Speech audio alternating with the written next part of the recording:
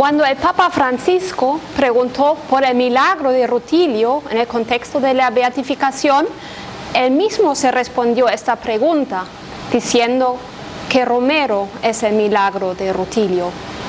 Romero, su transformación, y John Sobrino va a decir su transformación o su conversión en defensor de los pobres. A Romero y a Rutilio les ha unido una amistad muy fuerte. Los dos se conocían desde los años 60 y desde el año 67 convivieron en el seminario de San Salvador.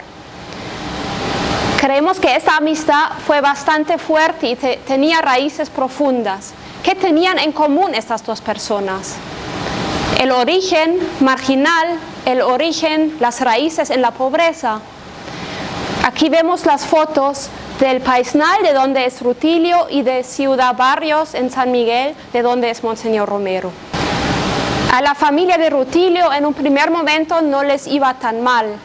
Su papá era alcalde varias veces del pueblo y era un pequeño comerciante. Pero después, con la crisis del año 29, él tenía que dejar la casa e ir a Honduras a cortar los bananos en la finca. La familia se desintegra. Cuando Rutilio tiene 4 años, la madre deja a la familia, él crece con la abuela. Es una de estas familias desintegradas, un niño que sufre abandono y que sufre inseguridades. También Monseñor Romero sabía lo que significaba la crisis del año 29. Ella era más grande, estaba ya en el seminario como joven seminarista, y por esta crisis su mamá ya no pudo pagar las facturas de los médicos, o por alguna razón él dejó el seminario por algún tiempo para trabajar en una mina de oro. También Oscar Romero sufrió algunas crisis psicológicas durante su vida, como también Rutilio. Cuando Romero llega al seminario, él se encuentra con una comunidad de jesuitas, pero como vamos a ver ahora en esta cita, la relación no fue tan fácil. Aquí nos va a contar el padre Salvador Carranza, que luego va a trabajar con Rutilio en Aguilares, en su equipo de pastoral. Él nos dice lo siguiente sobre Romero: me caía mal, nunca comía con nosotros, bajaba al comedor a otras horas para no encontrarnos. No lo veíamos en nada que fuera una actividad pastoral. Tenía miedo a confrontarse con unos curas bien activos que se estaban radicalizando con todo lo que pasaba en el país, que no era poco. Y él prefería quedarse en su oficina entre papeles o caminando con su sotana negra, rezando el breviario por los pasillos. Aquí nos encontramos a un Romero que estaba alejado de estos padres jesuitas que estaban como de un otro bando, podríamos decir. En el año 67 estamos muy cerca a la conferencia de Medellín, y esta conferencia de Medellín va a significar un gran cambio para la Iglesia del continente. Y vamos a ver también que no solo las sociedades de América Latina estaban divididas, sino también la propia Iglesia Católica. Y Rutilio y Romero van a estar de dos lados diferentes o opuestos. Aquí vemos la imagen de Medellín en el año 68. Para Monseñor Romero, que en esta época era secretario de la Conferencia Episcopal, algunas de estas conclusiones de Medellín le daban miedo. Él sentía que la fe se estaba politizando demasiado y él tenía el miedo a que ideas marxistas iban a invadir la fe cristiana.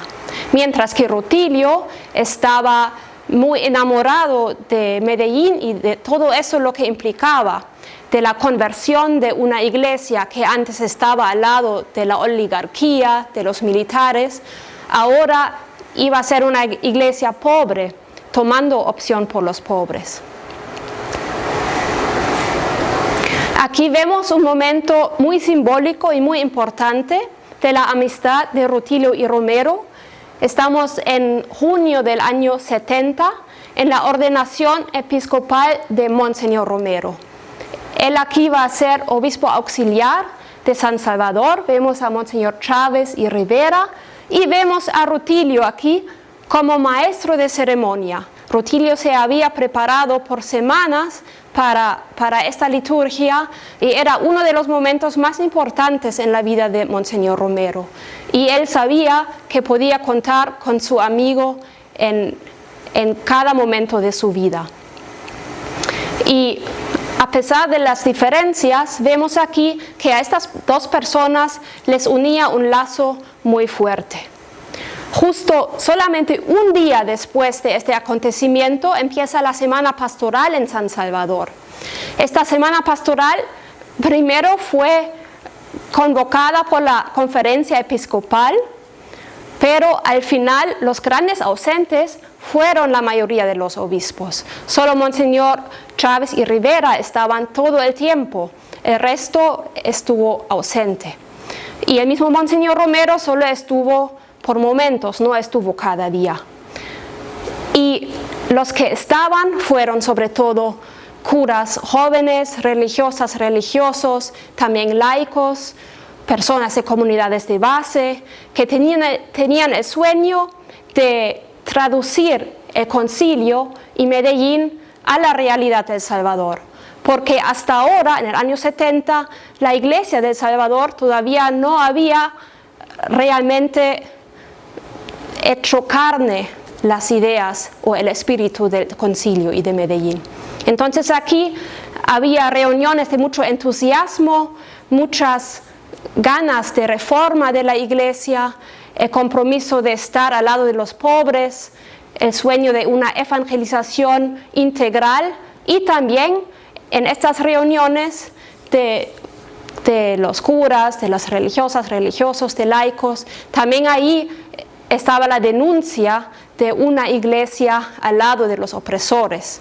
Entonces, realmente era muy fiel al espíritu de Medellín y salían textos también valientes. ¿Qué pasó después? Poco tiempo después, la conferencia episcopal respondió y corrigió las conclusiones de la semana. Corrigió la idea de la evangelización integral, también corrigió de que la iglesia tiene que estar comprometida con la concientización y la organización de los campesinos y también quitó la parte en la introducción donde empezaba nosotros la iglesia, poniendo algo así como nosotros los obispos. Entonces fue una bofetada para muchos y muchas que habían estado en esta semana, dándole mucho coco y corazón a estos documentos. Y también para Rutilio eso fue algo muy fuerte, porque Rutilio era un hombre de la iglesia, ¿verdad? Para Rutilio era muy importante la unión de la iglesia y él tenía miedo que ahora se iba a provocar una división y se iba a apagar mucho del espíritu de Medellín. Entonces Rutilio escribió una carta a los obispos y su amigo Romero, aunque no estaba de acuerdo con las ideas de Rutilio y los demás, Romero entregó esta carta a los obispos. Romero era secretario de la conferencia episcopal. Creo que eso es algo muy simbólico también de esta amistad, que a pesar de que pertenecían a dos bandos diferentes, la amistad era más fuerte. Vamos a la siguiente. Después, 2 años después, en el año 72, Rutilio va a llegar a Aguilares. Antes había hecho una experiencia muy fuerte en Ecuador, con las comunidades indígenas, conoció al Monseñor Proaño, conoció a toda esta experiencia comunitaria de la fe. Y ahora Rutilio en El Salvador tenía también el sueño, desde esta opción fundamental por los pobres, de hacer carne al evangelio en el mundo de los pobres. Entonces llega con su equipo a Aguilares, va a tener la parroquia a su cargo, tenía también mujeres, hombres en su equipo, pero Monseñor Romero siempre lo veía con ojos críticos, tenía miedo que este modo de Rutilio era demasiado vertical, ¿verdad? Y que se estaba politizando la fe. John Sobrino lo describe de este modo: Rutilio fue, pues, para Monseñor Romero un problema, más aún un enigma. Era, por una parte, sacerdote virtuoso, celoso, verdaderamente creyente, y por otra parte, su misión pastoral le parecía incorrecta y equivocada. Aquí las palabras problema y enigma quizás lo describen muy bien. No tenemos la denuncia abierta de Monseñor Romero contra Rutilio, pero sí, para Monseñor Romero fue muy difícil digerir el camino de Rutilio. Y tenemos muchos testimonios, tanto en el libro de María López Vigil, Piezas para un retrato, pero también en otros videos vemos a personas que conocían a este Monseñor Romero de este tiempo, de los años 72, 73 hasta el año 77, y lo describen con mucha honestidad. Ahora, a continuación, vamos a ver dos testimonios, uno de la escritora Ana del Carmen Álvarez, que fue también catedrática de la UCA, y otra del padre John Sobrino, jesuita, que es famoso por su cristología, Jesucristo Liberador, y por el otro tomo del libro. Y bueno, John Sobrino fue visto casi como peligroso en los ojos de Monseñor Romero, como alguien que escribía una cristología marxista. Y Ana del Carmen Álvarez lo conoció en otro contexto, en el año 73 por ahí. Ana del Carmen Álvarez era madre de familia del colegio jesuita, el Externado, y este colegio, en los años después de Medellín, hacía un gran cambio. Antes era más un colegio para hijos e hijas de familias privilegiadas, pero ahora abre el turno vespertino para niños y niñas de familias pobres, y también invita a sus estudiantes a conocer la realidad, a ir a los barrios pobres. Y ahí muchos van a ver que lo que sus papás le dan para un domingo, otros tienen que tenerlo por 15 días, la quincena. Entonces, Ana del Carmen Álvarez era de ese grupo de padres de familia que favorecía el cambio, pero también había otro grupo de padres de familia que estaban en contra. Monseñor Romero, en Orientación, escribió un editorial de mucha denuncia contra los jesuitas, y como respuesta había un ataque de odio por otros sectores de la sociedad. Ahora vamos a ver en ese testimonio cómo Ana del Carmen le lleva los escritos El Externado piensa así, que es la respuesta a toda esta crítica o incluso odio que los jesuitas o el colegio encontró. Y después, en la segunda parte, vamos a ver cómo John Sobrino percibió el cambio en Monseñor Romero. Cuando estábamos llevando los escritos de los padres, el Externado piensa así, nos dijeron que fuéramos primero a donde Monseñor, el viejito de apellido González, el Monseñor que era obispo, pero ya estaba bien viejito, antes de Monseñor Romero, Chávez y González, que fuéramos a hablar con él.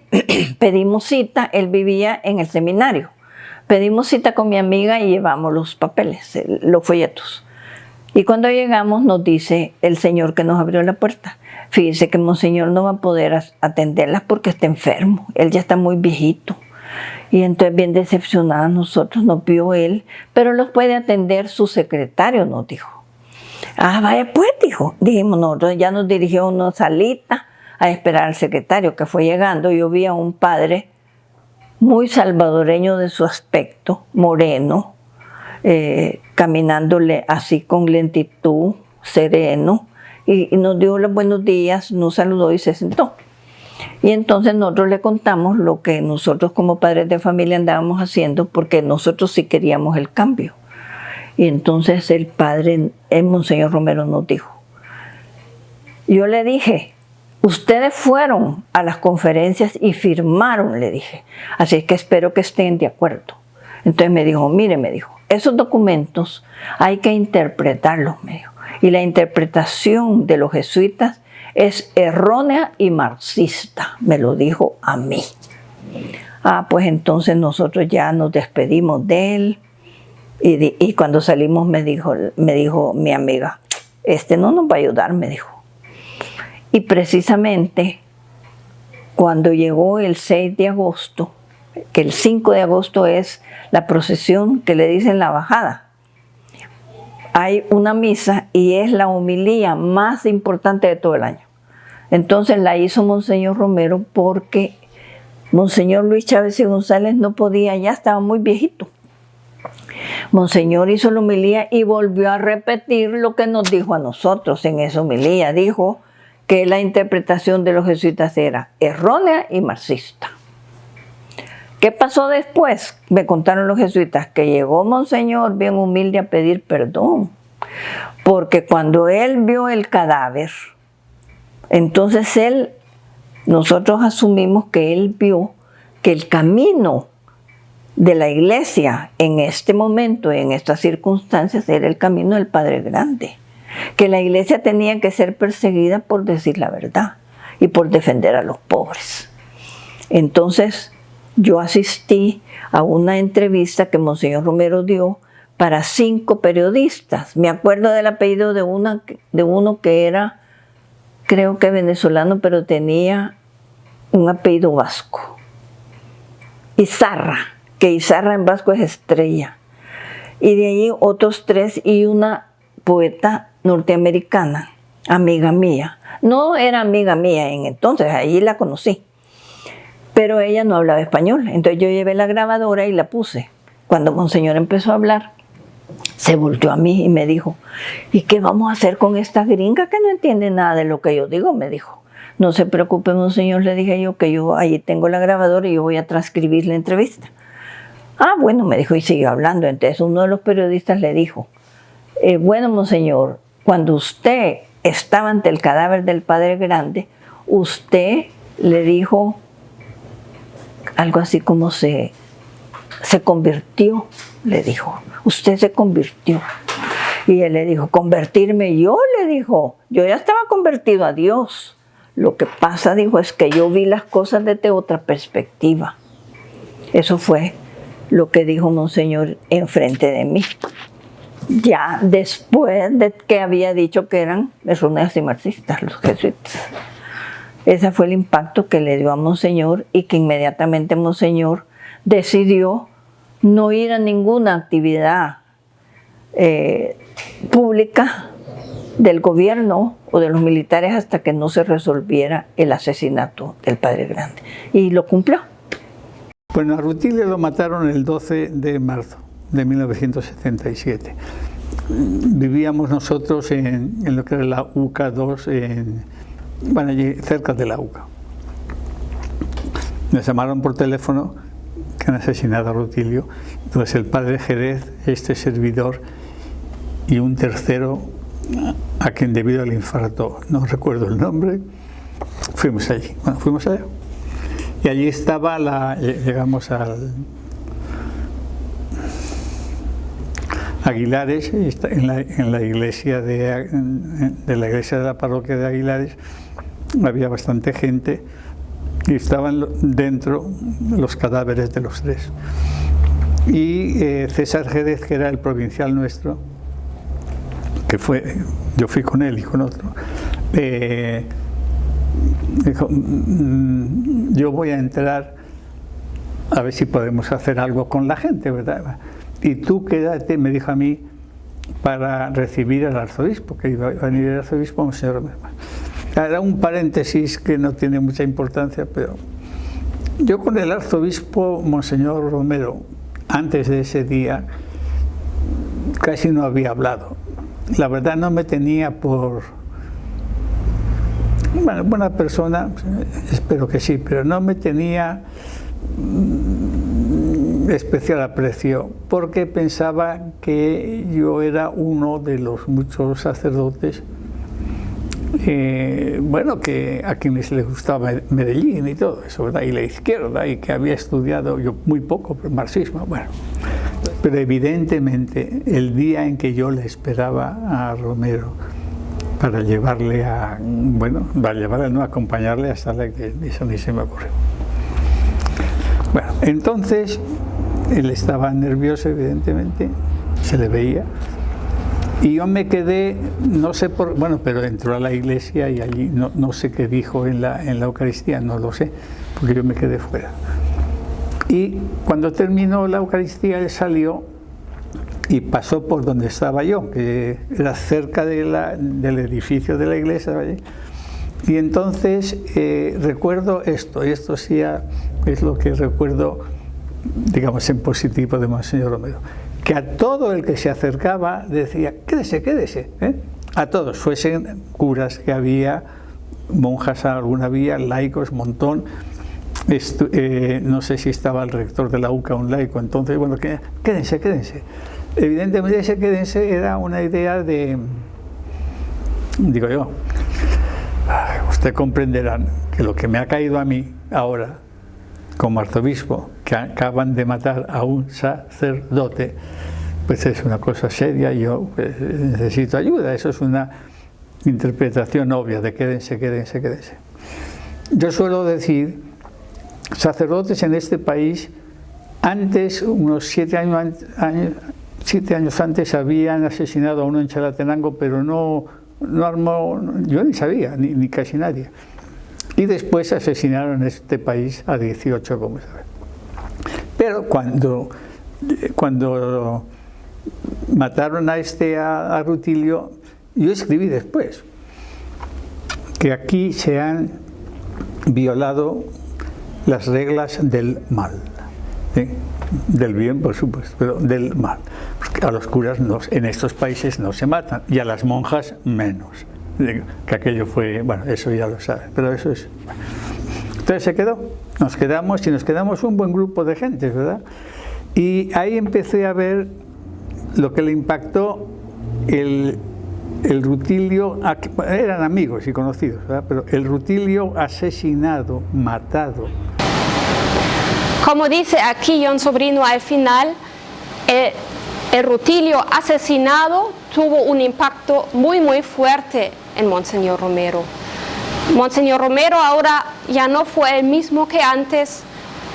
Esta experiencia de ver a los 3 cadáveres en la vela del 12 de marzo de 1977 en Aguilares le provocó algo muy fuerte en Monseñor Romero. Vemos aquí de modo muy expresivo a Rutilio en medio, al joven que es Nelson y a Manuel, el catequista.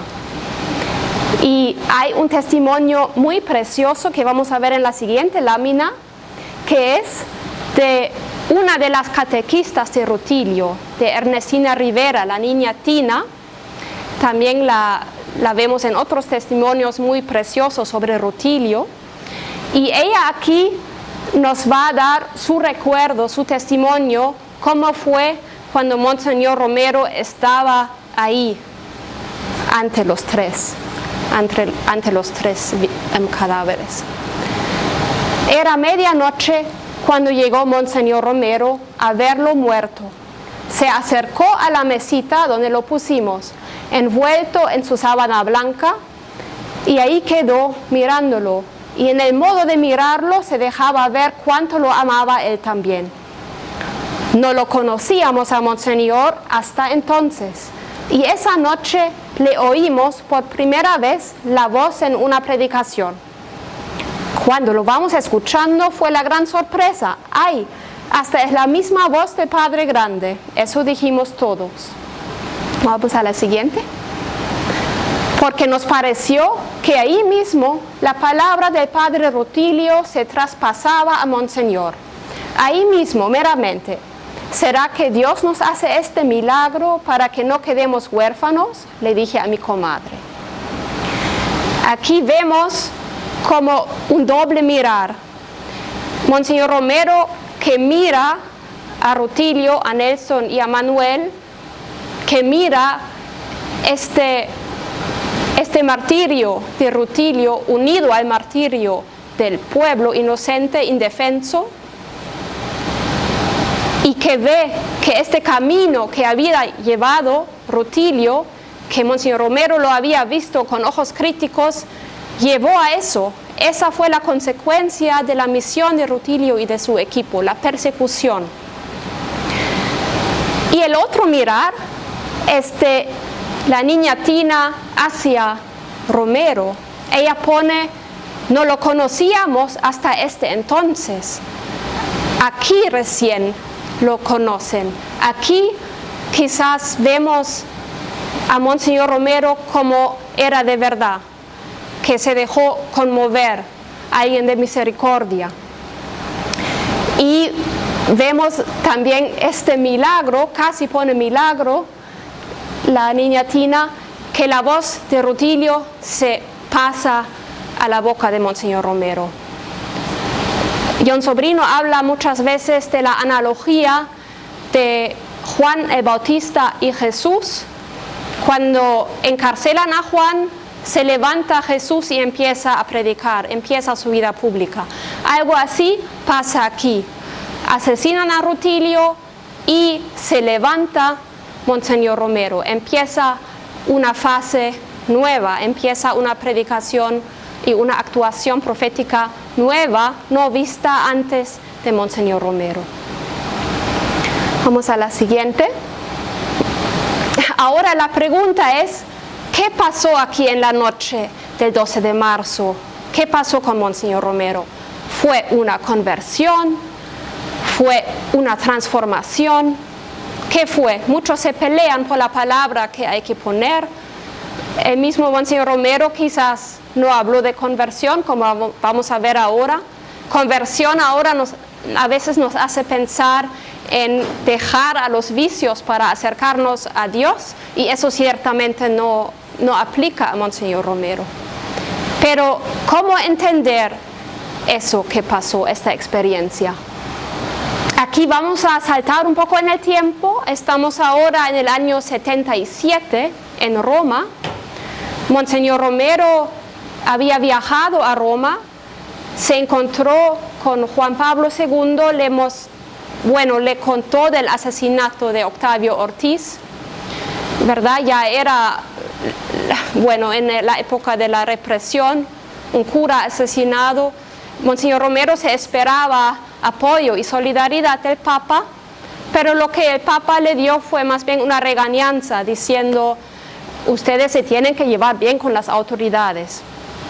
Eso para Monseñor Romero fue una bofetada, porque le importaba mucho la unión con el Papa, ¿verdad? Era un hombre de iglesia.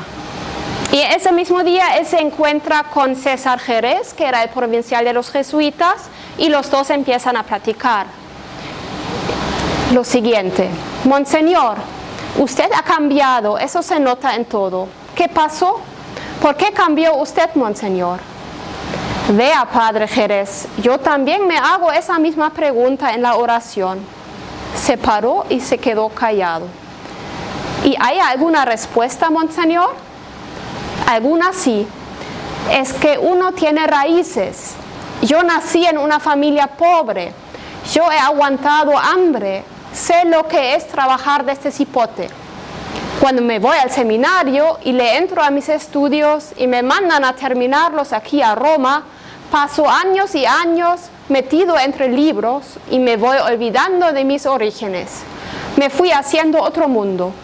Después regreso a El Salvador y me dan responsabilidad de secretario del obispo de San Miguel. 23 años de párroco allá, también muy sumido entre papeles. Y cuando ya me traen a San Salvador de obispo auxiliar, caigo en manos del Opus Dei y ahí quedó todo. Me mandan después a Santiago de María y ahí se me vuelvo a topar con la miseria, con aquellos niños que se morían no más por el agua que bebían, con aquellos campesinos mal matados en las cortas. Ya sabe, padre, carbón que ha sido brasa, con nada que sople prende. Y no fue poco lo que nos pasó al llegar al arzobispado, lo de Padre Grande. Usted sabe que mucho lo apreciaba yo. Cuando yo lo miré a Rutilio muerto, pensé, si lo mataron por hacer lo que hacía, me toca a mí andar por el mismo camino. Cambié, sí, pero también es que volví de regreso. Aquí el mismo Monseñor Romero reflexiona sobre esta experiencia de cambio. Y sí, no lo llama conversión, aquí dice, volví de regreso, también menciona sus raíces. Se reconecta con sus orígenes, que eran los mismos orígenes del Padre Grande. ¿Cómo era el Padre Romero, párroco de San Miguel? Él mismo ahí se describe como metido entre papeles, pero hay también testimonios de una pastoral sensible al sufrimiento, al lado de los pobres. Creo que esta foto es muy simbólica y expresa mucho del Padre Romero de San Miguel. Aquí está inmerso entre presos, está visitando la cárcel de San Miguel. Y eso no lo hizo solo una vez para una foto, sino según testimonios, él fue cada semana. Entonces yo creo que aquí nos topamos con un Padre Romero que está muy sensible al sufrimiento, está muy sensible a la pobreza. Y hoy eso es un mensaje profético, hoy que tenemos cárceles sobrepobladas donde se violan los derechos humanos, donde muchos pobres pagan por los pecados de otros. Y en la siguiente imagen, eso nos lleva a otro tiempo en la vida de Romero, aquí como obispo de Santiago de María, ya en los años 74-75.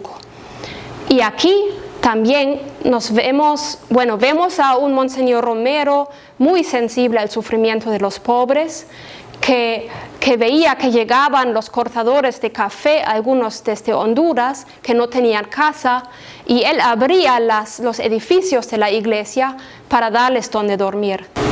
Y como obispo de Santiago de María, no solo se topó con la miseria en sí, sino también ya con la represión.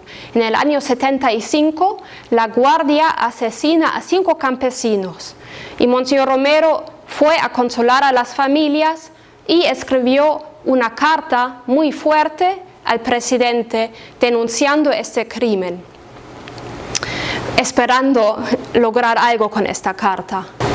Lo que vemos en el Padre Romero de San Miguel y en el obispo, el Monseñor Romero de Santiago de María, es una persona conectada con sus raíces, sensibles al sufrimiento de los pobres. Y también vemos a un Romero que denuncia las violaciones a los derechos humanos, sea con sus actos o sea también ya con sus palabras en la carta que vimos. Hay una pequeña diferencia entre sus denuncias. Esta carta del año 75 la escribió en privado, esperando así lograr algún efecto positivo en el presidente.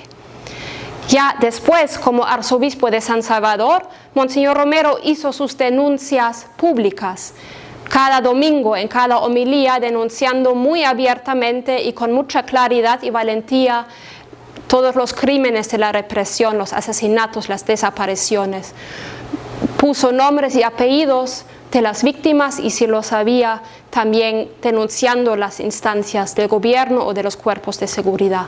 Eso sí es un cambio. Pero el Monseñor Romero, sensible al sufrimiento del lado de los pobres, ya lo tenemos antes desde sus raíces. Entonces, ¿qué pasó los días después del 12 de marzo del 77? Este Monseñor Romero, topado con la muerte de su amigo, topado con ese sufrimiento del asesinato escandaloso del joven y del anciano, ¿qué pasa estos días después? Vemos en palabras de John Sobrino que se forma un cuerpo eclesial. Monseñor Romero decía a todos en la iglesia de Aguilares, quédense, quédense. Él buscando ayuda, queriendo escuchar la palabra de los demás, de las demás. Y hubo muchas reuniones los días siguientes. Mataron a un cura, se rompieron las reglas del mal y del bien. ¿Qué hacer ahora? No vemos a un Monseñor Romero que solito va a decidir qué pasos hay que seguir, sino que vemos a un Monseñor Romero muy sinodal, que se reúne, que convoca a reuniones, convoca masivamente a reuniones a otros curas, a religiosos, religiosas, a la gente laica de las comunidades, para ver qué hacer ahora. Y ahí, como vimos en el testimonio de John Sobrino, es una monja que expresa la idea, que dice hay que hacer una misa única. Entonces Monseñor Romero retoma eso y en el consenso y en un diálogo vertical lo termina decidiendo, misa única. Aquí vemos cómo lo dice al nuncio, que por supuesto no estaba de acuerdo con esta idea. Aquí dice Monseñor Romero, después de haber escuchado otra regañanza por este nuncio, el país está pasando por una situación excepcional y la Iglesia tiene que poner un signo excepcional de denuncia y de evangelización. Yo soy el responsable de la arquidiócesis y vamos a tener la misa única. Me llama la atención aquí las últimas palabras porque las dice con mucha decisión. Vamos a tener la misa única, eso ya no se puede negociar. Ante estas víctimas, ante el asesinato del Padre Grande, no podemos seguir como siempre, celebrando todas nuestras misas en el país. Ahora toca mostrar solidaridad, ahora toca denunciar y ahora toca ser un solo cuerpo, celebrar una sola misa. Ahí hay también mucho simbolismo. Vemos en la foto las cantidades de gentes que llegaron a la catedral, no cabían adentro, estaban en la plaza afuera. Muchos llegaban, dicen testimonios, a confesarse, muchos lo vivieron como un nuevo bautismo. Ser ahí iglesia, ser cuerpo de Cristo en la historia, ser un solo cuerpo. Y creo que eso nos invita también hoy a dejarnos transformar por el dolor de las víctimas y a formar un solo cuerpo a pesar de muchas diferencias. A veces uno piensa que dividimos a la iglesia si somos demasiado reformistas o si queremos transformarla. Y eso había sido el miedo de Monseñor Romero en los años 60 y 70, inicios de los 70. Él pensaba que curas como Rutilio son un peligro para la unidad de la iglesia. Pero ahora Monseñor Romero experimenta que la unidad de la iglesia se construye, se experimenta en solidaridad con las víctimas, en denuncia de la represión, en tomar partido, en ser valiente. Y eso nos invita también a ser valientes hoy, a buscar formar cuerpos eclesiales, a denunciar las injusticias, denunciar las muertes y vivir una solidaridad radical y valiente con las víctimas. Y traigo aquí dos ejemplos de la actualidad aquí en El Salvador. Yo sé que seguramente hay muchos ejemplos, pero aquí les traemos dos. Primero, si vamos a la siguiente lámina, es del colectivo Salvemos Valle el Ángel. Es una foto bastante reciente en el contexto de la beatificación y dice: San Rutilio vive en la lucha por salvar Valle el Ángel. Valle el Ángel es toda una área entre los municipios Nejapa y Apopa. Es por casualidad la misma zona donde trabajaba Rutilio y su equipo. ¿verdad?, la zona de Aguilares. En esta zona se está construyendo un megaproyecto, la ciudad Valle del Ángel, que son edificios de lujo con toda una ciudad para los ricos. Pero para eso se están perforando o sacando fuentes de agua que sirven para abastecer a toda la región de San Salvador. Se impermeabilizan los suelos, es realmente una gran amenaza. Están las iglesias, es algo ecuménico, hay clero, hay laicos, hay organizaciones de derechos humanos, hay también el colectivo CAWOC, que es un colectivo feminista, y a pesar, o quizás por sus diferencias, se unen por esta misma causa y forman un cuerpo eclesial en defensa de la vida y en defensa de la Madre Tierra. Y el otro ejemplo en la siguiente lámina es aquí una vigilia del año 2021, una vigilia por las mujeres asesinadas y desaparecidas aquí en la Plaza del Monumento de la Constitución. El Salvador tiene una de las tasas más altas de feminicidios y en el último tiempo hay muchos casos de desapariciones, hay fosas comunes, clandestinas, y el Estado no las investiga, estos crímenes. Entonces, estas experiencias de vigilias por las desaparecidas, también por mujeres trans desaparecidas, asesinadas, estas vigilias, estas marchas son, creemos, también una actualización del cuerpo eclesial, una actualización de la misa única, porque aquí se grita, si tocan a una, respondemos todas. Si matan a una, respondemos todas. Aquí formamos un solo cuerpo en defensa de la vida, en defensa de las víctimas. Y exigimos el nunca más, ni una menos. Y eso creo también pasó en la misa única en marzo del año 77. Este fue también un grito por el nunca más. Tristemente después la represión siguió y estalló la guerra y se dieron muchísimas masacres.